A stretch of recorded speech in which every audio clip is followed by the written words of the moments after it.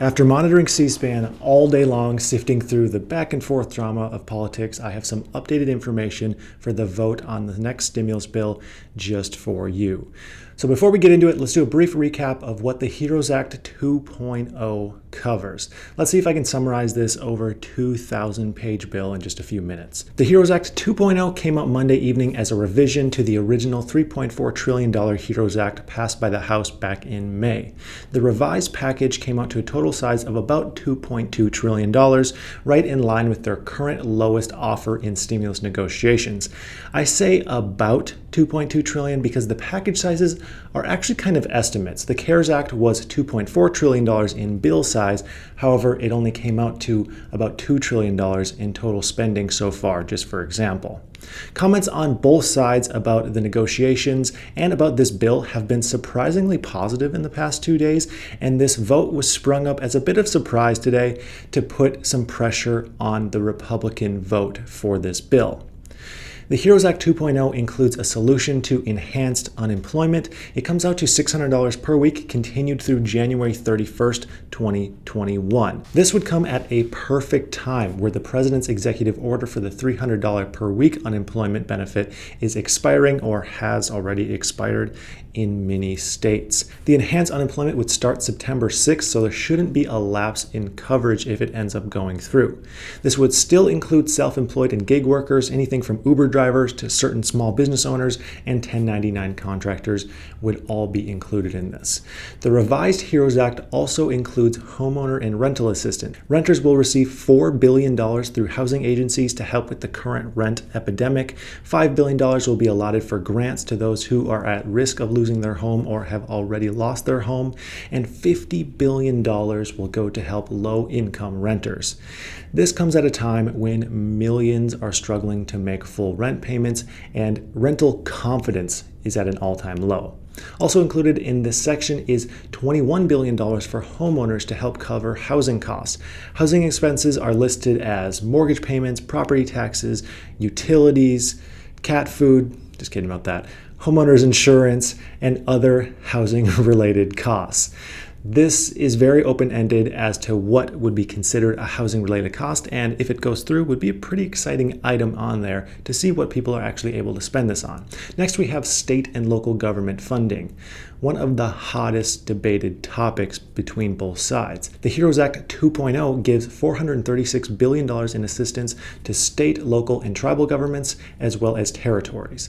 The funding will go to a variety of issues based on the needs of the individual states. I believe this one will be pretty flexible as far as what those smaller governments can spend the funding on. If it's like the first round of funding, some states may even opt to provide additional stimulus checks to their residents to help stimulate the local economy. I'm looking at you, Orange County, Florida. The next item is small business funding and the Paycheck Protection Program. This is one of the areas with the least amount of debate in all of stimulus land. There will be a round 2 of Paycheck Protection funding in this revised bill. How it works in this bill is funding will be divided in a way to help ensure that businesses most in need get funding first. At least 10% of total funding will go to small businesses with fewer than 10 employees, to those with loans under $250,000, and to those located in low or moderate income areas. Then at least 30% of total funding will go towards nonprofits, and at least 50% of total funding will go towards a second round of Paycheck Protection funding for businesses who have already received one round of Paycheck Protection funding. In order to qualify for the second round, a business must have fewer than 200 employees and show a reduction in at least 25% in revenue this year over last. I think for my personal business, despite seeing an uptick in sales in the last month or so, I will probably be able to qualify for another round of PPP, but I'll keep you all updated if I actually can once it comes down to it.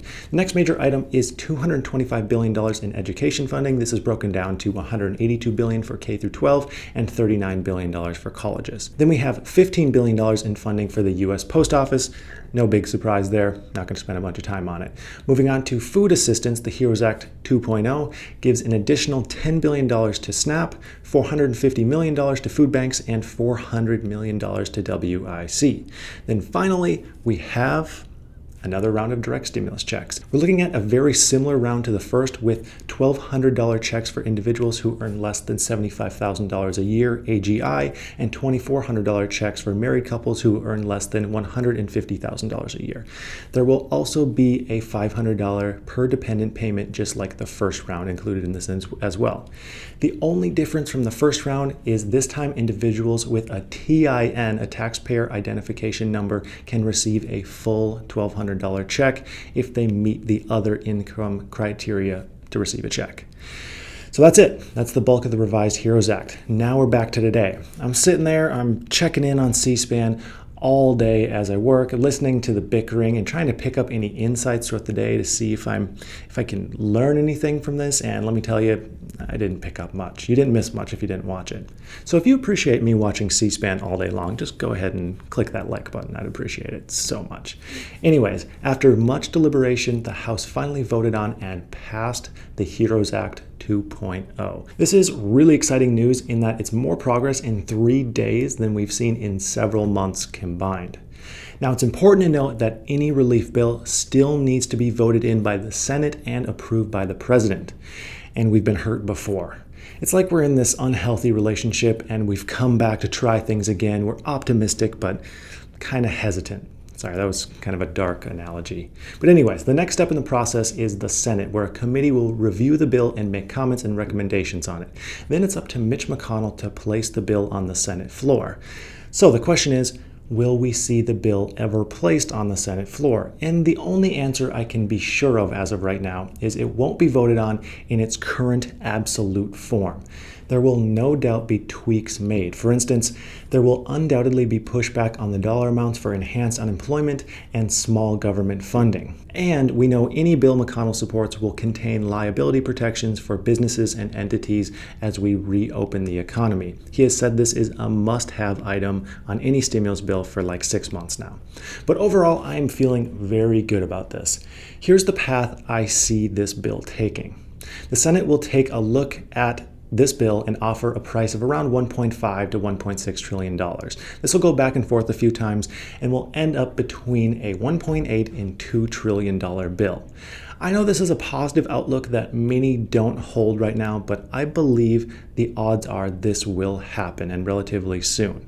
The incentives are there for Republicans to want to pass a bill and to get relief to the people. We have increasing jobless claims with nearly 30 million unemployed. Elections are coming, and Republicans, including Trump, know it will help them in the polls. The PSP for airlines is expiring tomorrow, and they will need a solution for their 10 million employees. We have 100,000 small businesses closed, with many more closing every day, and enhanced unemployment is expiring across the country as we speak. So I'll say it again, the incentives are there, and I think we will see a deal made in the coming weeks. So that's all I have for today. If you want to support this channel, consider subscribing and check out the link in my description for Webull, where you can receive a completely free stock once you open an account and deposit $100. And you don't even have to spend the $100. You can just put $100 in there, get a free stock, take the $100 out, boom, free stock. Takes about 5 minutes. Anyways, I'd like to thank you for watching, and I hope you have a profitable day.